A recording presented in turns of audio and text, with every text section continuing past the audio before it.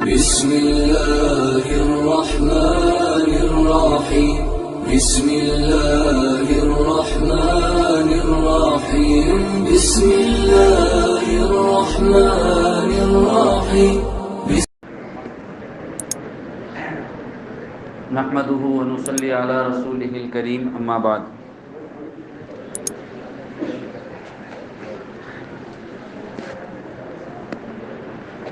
فاعوذ بالله من الشیطان الرجیم بسم اللہ الرحمن الرحیم ومن آیاته ان خلق لكم من انفسكم ازواجا لتسكنوا الیہا وجعل بینکم مودۃ ورحمۃ صدق اللہ العظیم۔ مجلس نکاح میں تشریف لائے ہوئے آپ تمام معزز مہمانان کرام، معززین شہر، بزرگوں، عزیز دوستوں اور نوجوانوں، ہم سب اس بات سے بخوبی واقف ہیں کہ نکاح سرکار دو عالم صلی اللہ علیہ وسلم کی پاکیزہ سنت ہے اور تمام انبیاء کرام علیہم السلام کی یہ مشترکہ سنت ہے۔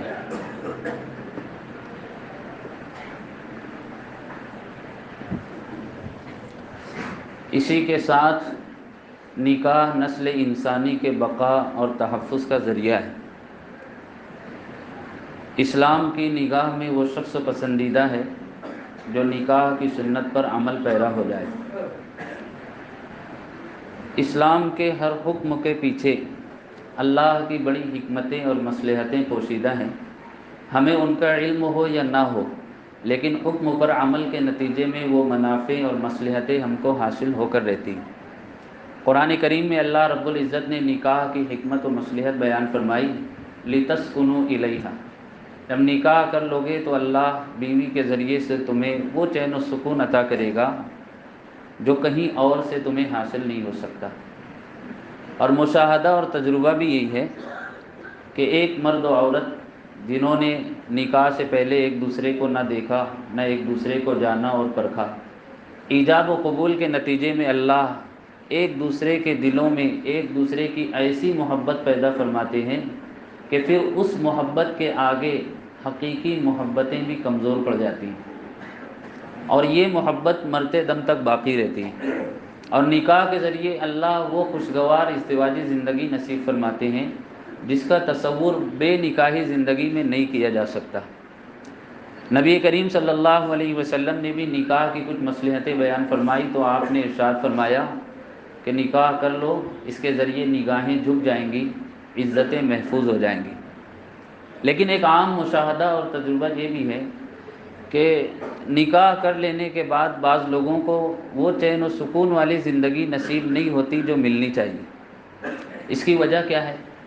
وجہ اس کی یہ ہے کہ ہم میں کا ہر ایک شخص یہ تو جانتا ہے کہ نکاح نبی کی سنت ہے، لیکن یہ نہیں جانتا کہ نکاح ہو جانے کے بعد مرتے دم تک اس زندگی کو نبی کی ازدواجی زندگی کے مطابق گزارنا یہ بھی سنت ہے۔ اللہ کے رسول صلی اللہ علیہ وسلم نے صرف نکاح کو اپنی سنت نہیں قرار دیا، نکاح کا صرف حکم نہیں دیا، بلکہ آپ نے ازدواجی زندگی گزار کر بتلائی۔ اور کیسی زندگی آپ نے گزاری؟ آپ نے کتنے نکاح کیے؟ 11۔ پوری سیرت کی کتاب اٹھا کر پڑھ لیجئے، زندگی کے کسی مرحلے میں ازواج مطہرات میں سے کسی نے آپ کے تعلق سے کبھی کوئی شکایت نہیں کی کہ میرے حقوق میں کوئی کمی کی گئی یا میرے ساتھ اچھا سلوک نہیں کیا گیا۔ جس نبی نے 11 بیویوں کے ساتھ انصاف کیا، حسن سلوک کیا، آج اسی نبی کی امت کے بہت سارے افراد ہیں جن کی ایک بیوی ان سے مطمئن نہیں ہے اور وہ بیوی سے مطمئن نہیں، زندگی خوشگوار نہیں۔ آج امت بیرونی مسائل کا تو شکار ہے، اسی کے ساتھ ساتھ امت اندرونی مسائل کا بھی شکار ہے، اور امت کے اندرونی مسائل میں ازدواجی زندگی کی ناچاکیاں، خاندانی زندگی کے اختلافات، میاں بیوی کی دوریاں، یہ ساری چیزیں۔ سوال یہ ہے کہ ان مسائل کا حل کیا ہے؟ ان مسائل کا حل یہ ہے کہ مسلمان نکاح کی زندگی کو نبی کی زندگی کے مطابق گزاریں اور زندگی کے ہر شعبے میں اسلامی تعلیمات پر عمل پیرا ہو جائیں۔ مجھے افسوس کے ساتھ یہ کہنا پڑ رہا ہے کہ آج ہمارے معاشرے میں یہ ہوتا ہے کہ بیٹے کے نکاح کے لیے باپ برسوں پہلے سے محنت کرتا ہے، مال اکٹھا کرتا ہے، لیکن اس کو بیٹھا کر کبھی بتاتا نہیں کہ میری 30 سالہ ازدواجی زندگی کا نچوڑ اور خلاصہ یہ ہے، میرا تجربہ یہ ہے، بیٹا تم بھی اپنی ازدواجی زندگی اس طرح گزارنا۔ ماں بیٹی کے لیے سالوں پہلے سے زیورات جمع کرتی، کپڑے اکٹھا کرتی، لیکن ماں بیٹی کو بیٹھا کر یہ نہیں بتاتی کہ ازدواجی زندگی کی نزاکتیں اور باریکیاں کیا ہیں۔ حضرت مولانا تشریف لا رہے ہیں، راستہ دے دیجیے۔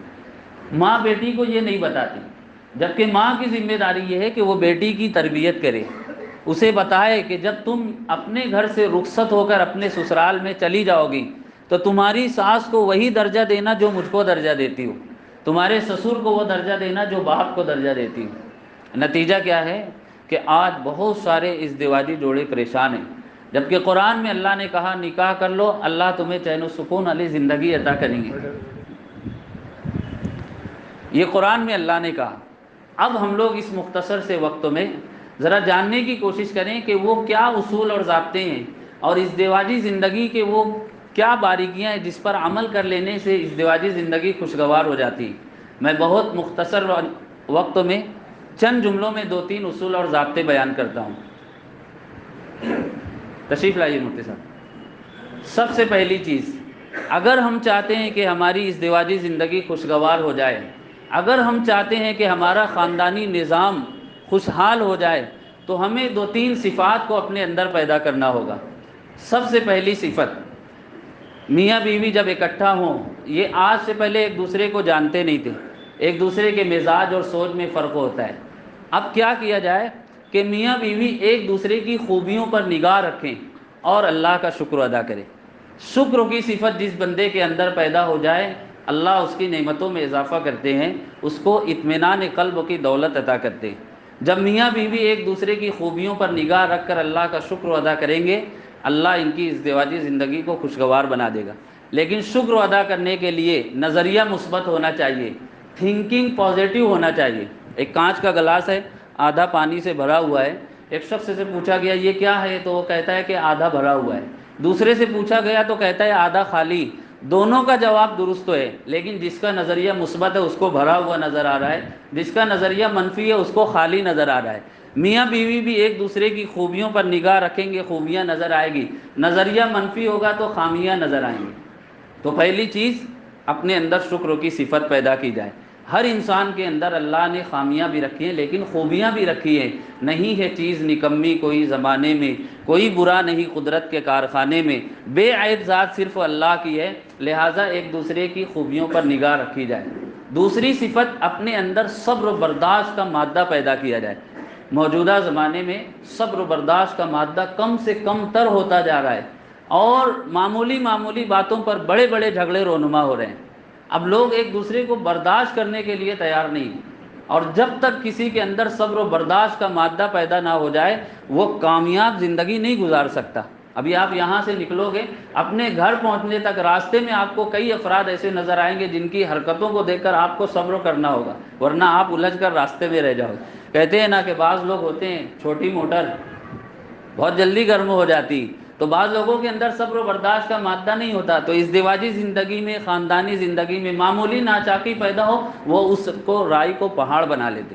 تو صبر و برداشت کا مادہ ہونا چاہیے۔ بیوی سے کوئی غلطی ہو جائے، قرآن کہہ رہا ہے واللاتی تخافون نشوزہن فعظوہن، بیوی کوئی غلطی کر دے ناراض مت ہو، غصہ نہ ہو، اس کو اچھے انداز میں سمجھاؤ، اور اچھے انداز سے مراد میٹھی زبان سے۔ تلوار کی دھار پر وہ کام نہیں کیا جا سکتا جو میٹھی زبان کر سکتی ہے۔ شاعر نے کیا خوب کہا، تمہاری شان گھٹ جاتی یا رتبہ گھٹ گیا ہوتا، جو غصے سے کہا تم نے وہی ہنس کر کہا ہوتا۔ اچھے انداز میں بیوی کو سمجھایا جائے، مان جائے گی، نہ سمجھے وَاہْجُرُوهُنَّ فِي الْمَضَاجِعِ، کچھ دنوں کے لیے لا تعلقی کر لو، وہ اپنی اصلاح کر لیں، پھر بھی نہ مانے وَاضْرِبُوهُنَّ، ہلکی سی سزا دے دو، اپنی اصلاح کر لے گی، پھر بھی معاملہ حل نہ ہو وَإِنْ خِفْتُمْ شِقَاقَ بَيْنِهِمَا فَابْعَثُوا حَكَمًا مِّنْ أَهْلِهِ وَحَكَمًا مِّنْ أَهْلِهِ، دونوں خاندانوں سے ایک ایک ذمہ دار کو طے کرو، یہ دونوں فریق اور وکیل بن کر نہیں، حکم اور ثالث بن کر الجھے ہوئے معاملے کو سلجھانے کی کوشش کریں گے۔ اللہ کا وعدہ ان کی کوششیں کامیاب ہوگی اور الجھی ہوئی بات سلجھ جائے گی۔ یہ 4 راستے بیوی کی اصلاح کے ہیں، لیکن اس کے لیے صبر و برداشت کا مادہ قدم قدم پر رہنا ضروری ہے۔ تو اگر زندگی میں صبر و تحمل کی صفت ہے تو انشاءاللہ کوئی ناچاقی پیدا نہیں ہوگی، کوئی بات پیدا ہوگی اچھے انداز میں سلجھ جائے گی۔ تیسری صفت حسن سلوک۔ قرآن کریم میں اللہ رب العزت نے اپنے بندوں سے امت کی بہنوں اور بیٹیوں کے بارے میں سفارش کی ہے۔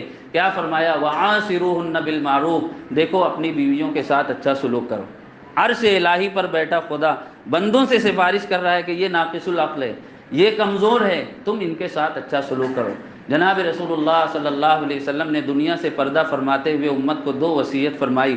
آپ کی زبان مبارک سے الفاظ اتنے آہستہ ادا ہو رہے تھے، سنائی نہیں دیتے تھے، کان لگا کر صحابہ نے سنا تو آپ فرما رہے تھے الصلاۃ الصلاۃ وما ملکت ایمانکم، اے میری امت نمازوں کا اہتمام کرنا، اور اللہ تمہیں تمہاری نگہبانی میں، تمہاری ماتحتی میں جنہیں دے دے ان کے ساتھ اچھا سلوک کرنا، ان کے حقوق ادا کرنا۔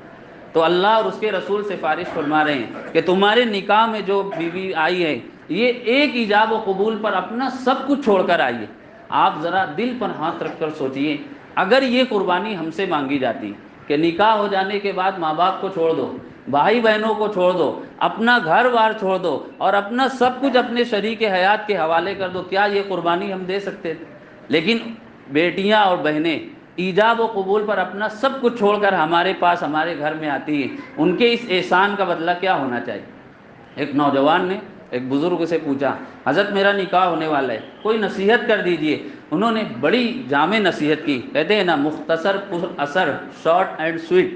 کہا دیکھو تمہاری بیوی تمہارے پاس آ رہی ہے، اپنے شفیق باپ کو چھوڑ کر، اپنے اوپر جان چھڑکنے والی ماں کو چھوڑ کر، اور اپنے محافظ بھائی کو چھوڑ کر تمہارے پاس آ رہی ہے، تم اس کے حق میں یہ سب کچھ بن جاؤ کہ جب وہ تمہارے پاس آئے تو اسے باپ کی شفقت بھی ملے، ماں کا پیار بھی ملے، بھائی کی حفاظت بھی ملے، تو انشاءاللہ وہ تمہارے ساتھ خوشگوار زندگی گزارے گی۔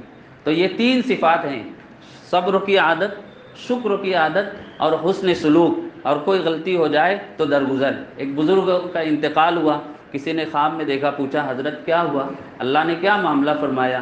کہنے لگے میرے نکاح میں جو بیوی تھی بڑی کم عقل، بے پڑھی لکھی، روزانہ ایسی غلطیاں کرتی تھی، دل چاہتا تھا آج اس کو نکاح سے آزاد کروں، یہ سوچ کر معاف کر دیتا تھا میں بھی اللہ کا بندہ ہوں، روزانہ گناہ اور غلطیاں کرتا ہوں، اللہ اپنا بندہ سمجھ کر مجھے معاف کر دیتے ہیں، اگر میں بھی اسے معاف کر دوں تو کیا حرج ہے؟